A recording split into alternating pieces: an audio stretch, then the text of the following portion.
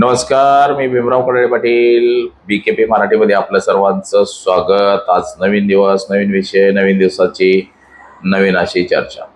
आज चर्चा घेऊन आलोय म्हणजे बघा, महाराष्ट्रातले 17 साखर कारखाने चालवायला घेणारा बाबुराव बोत्रे पाटील सध्या कुठं गायब झालेत काय लोकांना सापडना, शेतकऱ्यांना। सगळ्या साखर कारखान्याचे पैसे थकवले आणि गडी फरार झालाय। त्यामध्ये इंदापूर सहकारी साखर कारखाना सुद्धा आहे। इंदापूर तालुक्यातला पंढरपूर असेल, इंदापूर असेल, महाराष्ट्रामधले 17 साखर कारखाने चालवायला घेतले गेलेत।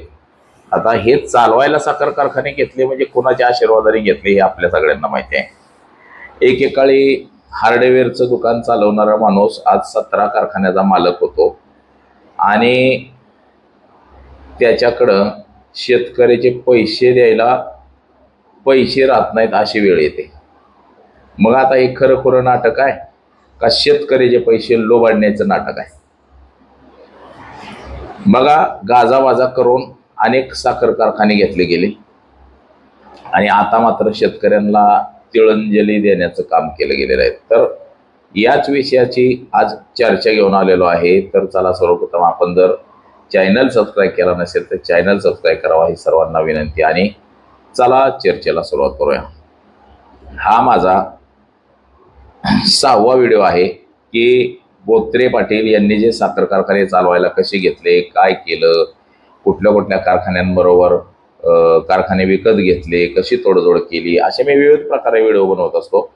तसंच आता मी मागच म्हटलं होतं की बोत्रे पाटील यांनी एवढे मोठे कारखाने घेतलेले आहेत आणि अचानक काहीतरी प्रॉब्लेम आला तर सगळे शेतकरी परत उघड्यावरती येतील आणि काहीसं तसंच झालेलं आहे। जे कारखाने बंद पडायच्या मार्गावर, म्हणजे जे राजकारणी ना करतेत, म्हणजे ज्यांच्या नसानसात फक्त भ्रष्टाचारच आहे, जिथं गावल तिथं गुंडाळायचं असं जे आहे, अशा राजकारणी लोकांचे सगळे हे का साखर कारखाने चालवायला घेतलेले आहेत। तर हा माझा या विषयावरचा हा पहिला व्हिडिओ आहे। म्हणजे असे 2-4 व्हिडिओ मी बनवणार आहे की पूर्ण विसंबूत माहिती, किती लाख टन गाळप बोत्रे पाटलांच्या सगळ्या साखर कारखान्यांनी केले, किती कोटीची थकबाकी आहे किंवा काय, अशा सगळ्या विषयावरती व्हिडिओ बनवणार आहे। तर बघा, बाबुराव बोत्रे पाटील हे शिरूर तालुक्यातलं एक व्यक्तिमत्व आहे। त्यांनी हार्डवेअरच्या दुकानापासून सुरुवात केली, ते आता 17 साखर कारखाने महाराष्ट्रातले चालवायला घेतलेले आहेत। इतर राज्यामध्ये, आता गुजरात असेल, कर्नाटक असेल, इतर राज्यामध्ये सुद्धा कारखाने चालवायला घेतलेले आहेत असं बोललं जातं। तर त्यापैकी काही कारखाने हे विकतच घेतलेले त्यांनी। स्वतः मालकी हक्काचे साखर कारखाने काय केलेले आहेत, त्यांनी घेतलेले आहेत। म्हणजे जसं किंवा पंकजा मुंडे यांचा कारखाना असेल किंवा अजून कुठला असेल, असे कारखाने विकत घेतलेले आहेत।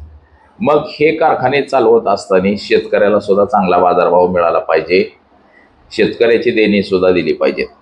आज इंदापूर तालुक्यातला इंदापूर सहकारी साखर कारखाना हा सुद्धा याच बोत्रे पाटलांकडे चालवायला दिलेला आहे। गेल्या 4-5 वर्षामध्ये बोत्रे पाटील यांनी कारखानदारी बऱ्यापैकी चालवली असं शेतकऱ्यांचं मत आहे। परंतु यावेळेस असं काय झालं की 2000 कोटी रुपये शेतकऱ्यांची निव्वळ थकबाकी झालेली आहे। शेतकऱ्यांनी ऊस घातला, कारखान्यानं ऊस गाळप केलं, साखर निघली, साखर बाजारामध्ये विक्रीला गेली, परंतु शेतकऱ्याच्या खात्यावरती पैसेच आलेले नाहीत। आता हे पैसे कधी येतील?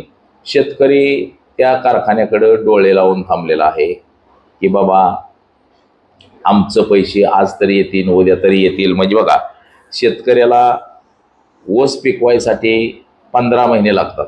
आज ऊस लावला तर तो 15व्या महिन्यात तो तुटून जातो। त्याला औषध आहे, खत आहे, त्याचं खुरपणी आहे, फनपाळे आहे, विविध प्रकारे त्याला मेहनत करावी लागते। एकराला 60 ते 65 हजारापर्यंतचा ऊसाला खर्च येतो। त्याचं जे बियाणं आहे, बियाणंच 10-12 हजार रुपयाचं एकराचं। त्यानंतर त्याची मशागत, त्याला मटेरियल घालणं, म्हणजे अशा विविध प्रकारे। तर हा एवढा खर्च करून हा ऊस साखर कारखान्याला जातो आणि साखर कारखाना ऊस गेल्यानंतर 15 दिवसांनी पेमेंट देत असतो।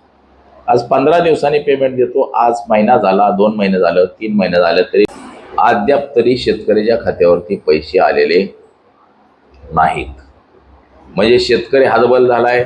ज्या राजकर्त्यांकडे कारखाना तो चालवायला होता त्याने चांगल्या पद्धतीने चालवला नाही, त्यांनी चोऱ्या केल्या, भ्रष्टाचार केला, तो कारखाना डबघायला आला, म्हणून त्यानं दुसऱ्याकडे चालवायला दिला, तरी सुद्धा तो कारखाना डबघायला आला, शेतकऱ्याचे पैसे दिले गेले.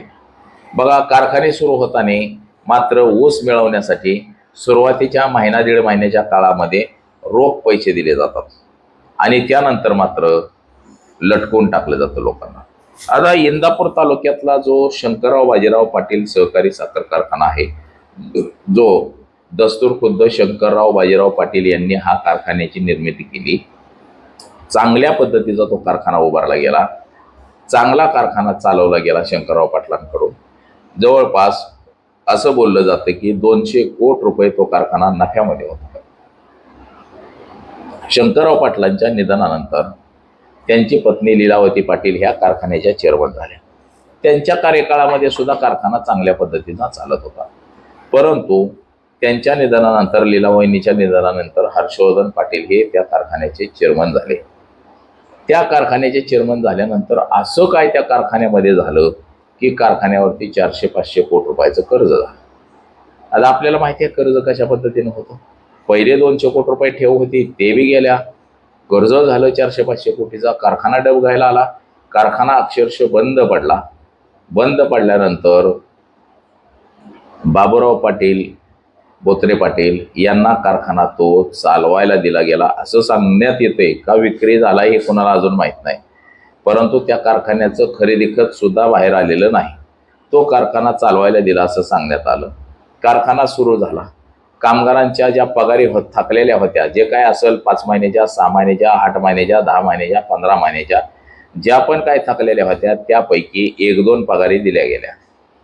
कागदोपत्रावरती सगळ्या पगारी दिल्या गेल्या असं सुद्धा दाखवण्यात आलं. काय पगारी देण्यात आल्या, जे काही जुनी देणी थकलेली होती ती थोड्याफार प्रमाणामध्ये देण्यात आली आणि कारखाना सुरू करण्यात आला. आता हा कारखाना सुरू केल्यावरती मात्र सुरुवातीच्या महिना दीड महिन्याच्या कार्यकाळामध्ये शेतकऱ्याला रोख पैसे दिले गेलं ऊस मिळवण्यासाठी.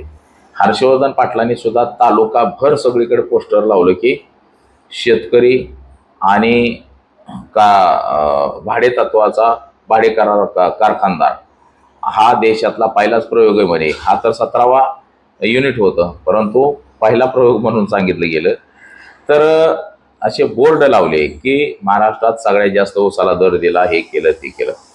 परंतु आता शेतकऱ्यांचे जे महिन्या 2 महिन्याचे जे पैसे थकीत पडलेले आहेत शेतकऱ्यांचे, ह्याच्यासाठी मात्र काय केलं जात नाही.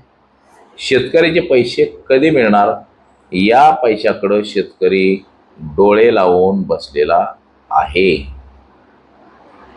आता हे बाबूराव पाटील नेमकं गेले कुठं हा फार मोठा प्रश्न बनलेला आहे.